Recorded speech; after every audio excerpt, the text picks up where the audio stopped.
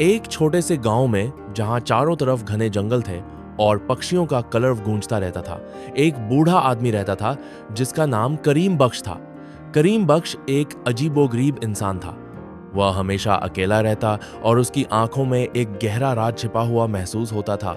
गांव वाले उससे दूर रहते थे क्योंकि उन्हें लगता था कि करीम बख्श के पास कोई काला जादू है या शायद वह किसी खजाने का रक्षक है।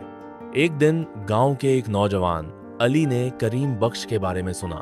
अली बहुत जिज्ञासु और बहादुर लड़का था। उसने फैसला किया कि वह करीम बख्श का राज जानकर रहेगा।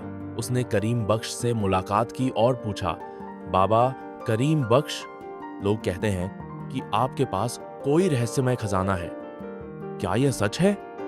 करीम बख्श ने मुस्कुराकर कहा, हाँ बेटा, मेरे पास एक खजाना है, लेकिन वह ऐसा नहीं जैसा तुम सोच रहे हो। उसने अली को एक पुराना फटा हुआ नक्शा दिया और कहा, यह नक्शा तुम्हें मेरे खजाने तक ले जाएगा, लेकिन याद रखना, यह रास्ता बहुत मुश्किल और खतरनाक है। अली ने नक्शा लिया और अपनी यात्रा पर निकल पड़ा। नक्शे में एक गहरी गुफा का रास्ता दिखाया गया था जो गांव से कई मील दूर थी।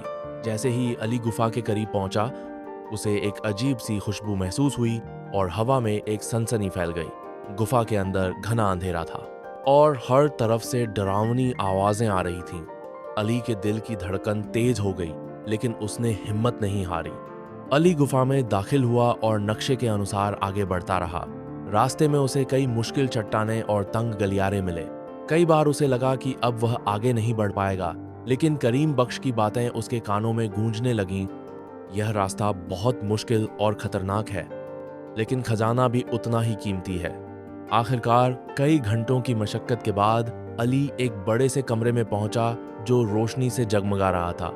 उसने देखा कि वहां कोई सोना, चांदी या हीरे जवाहरात नहीं थे, बल्कि एक बड़ा सा कुआं था जिसमें साफ सुथरा पानी चमक रहा था।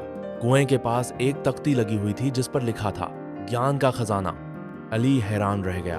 उसे एहसास हुआ कि करीम बख्श का खजाना कोई भौतिक चीज नहीं, बल्कि ज्ञान और आत्मविश्वास का खजाना था। यह कुआं दरअसल मानव मस्तिष्क की गहराइयों का प्रतिनिधित्व कर रहा था, जहां ज्ञान का एक विशाल सागर छिपा हुआ था। गुफा में पेश आने वाली मुश्किलें दरअसल जीवन की मुश्किलें थीं जो इंसान को मजबूत बनाती हैं। अली गांव वापस आया और करीम बख्श का धन्यवाद किया। उसने गांव वालों को बताया कि असली खजाना दौलत नहीं, बल्कि ज्ञान, मेहनत और खुद पर विश्वास है। इस कहानी से गांव वालों की सोच बदल गई और वे भी ज्ञान प्राप्त करने की ओर आकर्षित हुए। अली ने अपनी जिंदगी ज्ञान प्राप्त करने और दूसरों को सिखाने में समर्पित कर दी।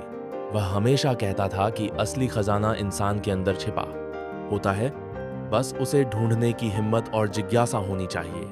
अगर ये कहानी आप लोग को पसंद आई तो लाइक करो, हमारे चैनल पे नए हैं तो चैनल को सब्सक्राइब करो। मिलते हैं फिर एक नई कहानी के साथ, तब तक के लिए अलविदा।